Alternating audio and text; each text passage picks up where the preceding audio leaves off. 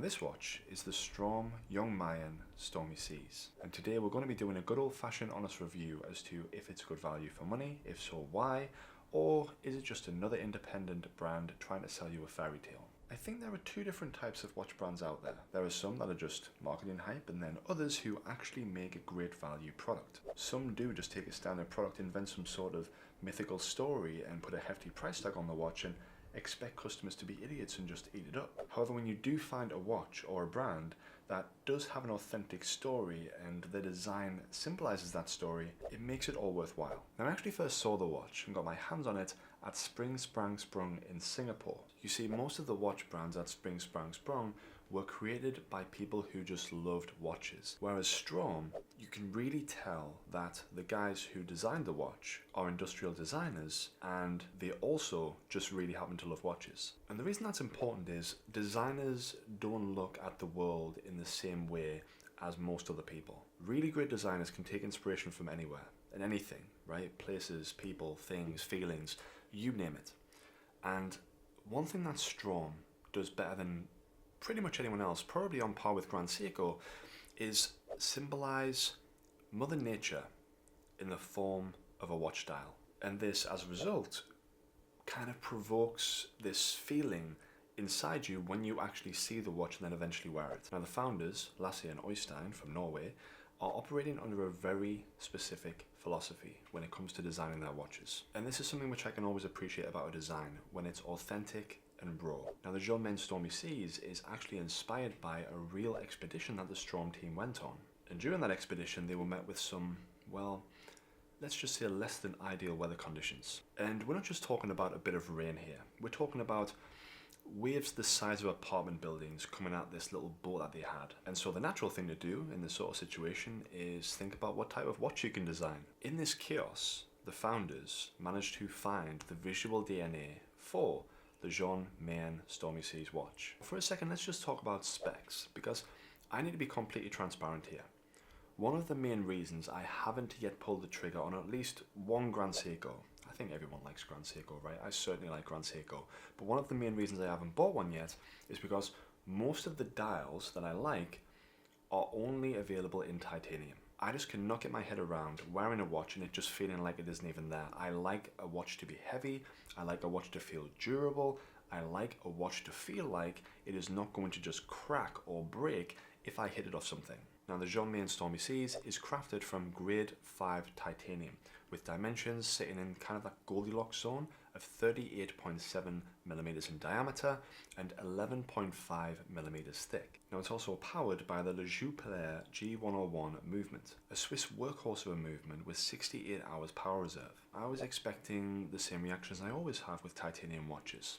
It's going to feel cheap, it's going to feel light, but I couldn't have been more wrong. I'm not sure if it's just the type of titanium that they used or how they finished it or what it was, but when I felt the Straum Mayen Stormy Seas watch and I held it in my hand, I felt like if I threw it at a brick wall, I'd feel sorry for the brick wall. It literally felt like stainless steel, like it had that same weight to it, but it had like this, I'm not even sure how to say it, like a refinement to it. Like it felt different, but I'm not even sure how to put it into words, if that makes sense. Now, contextually, this watch is competing in the integrated sports watch category. But if you put this watch side by side with most other brands out there, especially at this price point, that are kind of just trying to be another Tissot PRX, you're going to find that Straum is doing something very, very different. Now, in terms of comfort, when you actually wear the watch, I cannot think of another titanium watch out there, to be honest, that I would wear and happily buy.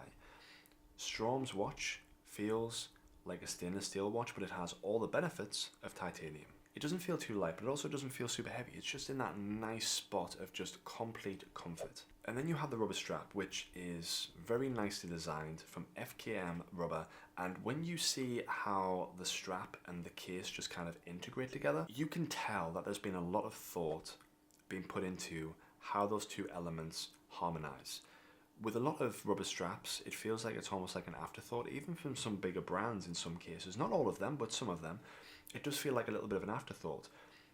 With this Straum watch, it has been intentionally designed from day one.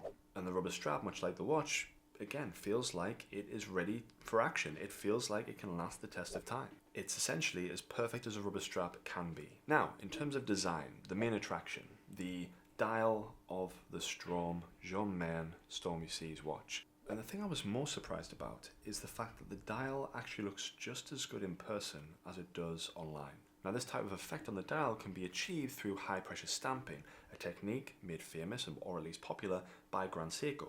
And this method of dial stamping basically allows you to create these beautiful patterns and these intricate details on the dial. And then what I think Straum have done is once they've finished the stamping, they've added their colour to the dial, and then they've created some sort of enamel formulation which gives the dial even more depth. You see, what happens with enamel is when you add it to a dial, it creates a thicker rim around the outside, which actually makes the dial look slightly darker around the edges, which in turn creates this beautiful fumé effect where the dial gradually gets lighter on the inside and darker on the outside, which just makes the dial more three-dimensional. And then you have the disruption, the orange second hand. Now, from a design standpoint, if you said to me that the second hand is going to be bright orange and the rest of the dial is going to be like this kind of cool grey blue, then I can kind of see what they're doing, but I also would say it's a very brave decision. Because if you get that tone of orange wrong, it's not going to harmonize very well with the dial. And also, it could potentially look a little bit like a toy. But in this case, with this kind of desaturated bluey grey dial, it just stands out and just creates a great focal point. It has the courage to be unconventional, right? It's not the safe option, which in any aspect of life is where magic happens, especially with this watch. And even the really simple things like the typography, like as a brand designer who has been designing brands for the last 13 years, I understand the little details of typography and kerning and just making sure all the little details are right. And to be honest, I was really struggling to find something that I didn't like about this watch. Now let's talk about value. Is the watch worth the money? Now, value is subjective, obviously, but let's see what you get for your money. Now, first off, we get the grade 5 titanium. Titanium is not the easiest material to work with, and there's a reason for that. It is extremely durable, it is a little bit lighter than stainless steel, and you can really feel that when you're wearing the watch. You can literally feel like you can wear this watch anywhere, anytime, and it's going to be okay. And then you have a really trustworthy Swiss-made movement, which is probably going to deviate on average around 7 seconds either way, and it also has a 68-hour power reserve, which isn't to be sniffed at. Now, it's extremely rare to find a watch that is ready for adventure and also ready for a suit later on in the day, and especially at the price point that they're selling it at. Now, if they were charging these prices like some brands try to with a Solita movement or an ETA movement, then, I'd say it wasn't really worth the price. But the reality is, in terms of value for money, you are getting a pretty good deal. Now, is Straum for everyone? No, and I think they know that, but I think they're also okay with it. Not every person is going to resonate with the stories that Straum tells, but that's the beauty of being a brand.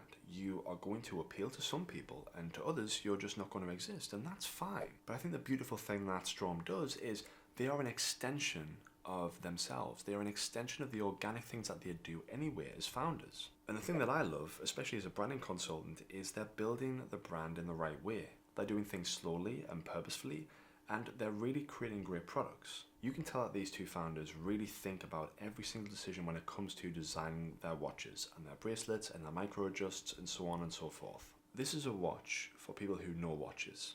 If you know, you know. It's as simple as that. And I don't benefit anything from saying bad or good things about this watch. I just want to be as honest and transparent about my experience with the timepiece as possible, but I would advise you to go, try it on yourself if you can, and see for yourself. But what do you think about Straum? Have you had any experiences with them? If so, share them in the comments. And if you like these types of reviews, then make sure you consider subscribing because there's plenty more to come.